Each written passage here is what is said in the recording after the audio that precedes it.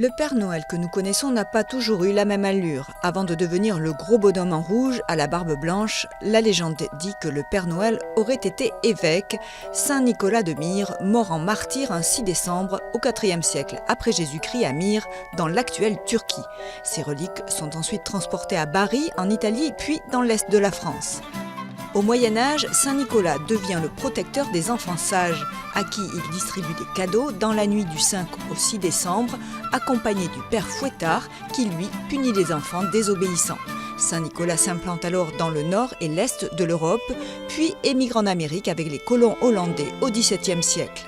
Sinterklaas, en hollandais, devient alors Santa Claus. Au XIXe siècle, les familles chrétiennes décident que la tournée de Santa Claus sera associée à la naissance de Jésus-Christ le 25 décembre. Santa Claus perd sa mitre et sa crosse au profit d'un sucre d'orge et d'un bonnet. Il prend du poids et troque ses habits d'évêque contre un costume rouge à fourrure blanche. Il n'habite plus au ciel mais au pôle Nord, où il dispose d'une usine à jouets. En 1931, Coca-Cola en fait sa mascotte. C'est la naissance du Père Noël moderne et universel. Aujourd'hui, c'est dans le sud-ouest de la France que le secrétariat du Père Noël répond au courrier des 1,2 million d'enfants de 140 pays.